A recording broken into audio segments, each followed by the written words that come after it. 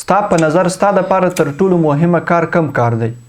زه درته وایم ستا دپاره تر ټولو مهم هغه کار دی چې تا ته مهم وي، ستا حالاتو او ټولنې ته مهم وي. هر هغه کار ستا دپاره ډېر مهمه دی چې ستا ذهن ډېر مصروفه کړی یا ستا ژوند تریخ کړی. دا کار تر ټولو کارونو مهمه کار دی چې باید په نورو کارونو باندې لومړیتوب ورکول سي. د مثال په ډول که ته چیرې مریض یې تر ټولو مهمه د ځان علاج کول دی. که ته چیرې قرضدار یې تر ټولو مهمه دا ده چې ته خپل قرض ادا کړې. که چیرې ستا اخلاق سم نه وي تر ټولو مهمه دا ده چې ته خپل اخلاق سم کړې. که چیرې ستا په ټولنه کې ظلم رواني تر ټولو مهمه دا ده چې ته د ظلم مخنیوی وکړې. همداسې پیغمبران علیهم السلام ته وګورئ د کم یوه په ټولنه کې چې به کم مشکل و لومړیتوب یې دغه مشکل حل کول وه.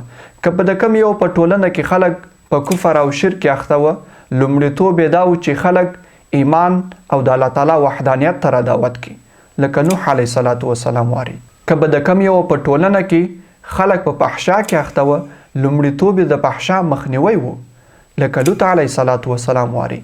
که به د کم یو په ټولنه کې خلک په راکړه ورکړه کې یا په تجارت کې فساد کوي لومړیتوب یې د فساد ختمول وه لکه شعیب علیه الصلاة والسلام واري. همداسې د نبی علیه الصلاة والسلام څخه صحابه کرامو څو واره پوښتنه کړې ده چې په اسلام کې تر ټولو مهمه کار کم کار دی؟ نبی علیه الصلاة والسلام چاته ویلی دی چې وږی نس مړول تر ټولو مهمه کار دی، بل ته ویلی لمونځ په وخت کوه، بل ته ویلی د مسلمان سره مرسته کول دا تر ټولو مهمه کار دی. اوس پوښتنه دا ده چې د نبی علیه الصلاة والسلام جوابونه ولې مختلفه وه؟ ځکه چې نبی علیه الصلاة والسلام د هر صحابي حالاتو ته په کتو سره هغه ته لارښوونه کړې ده. نبی علیه الصلاة والسلام سره د علم و چې د چا دپاره کم کار تر ټولو مهمه دی، هغه کار ته رهنمایي ورته کړې ده. نو ته باید په دې باندې فکر او سوچ وکړې چې ستا دپاره تر ټولو مهمه کار کم کار دی.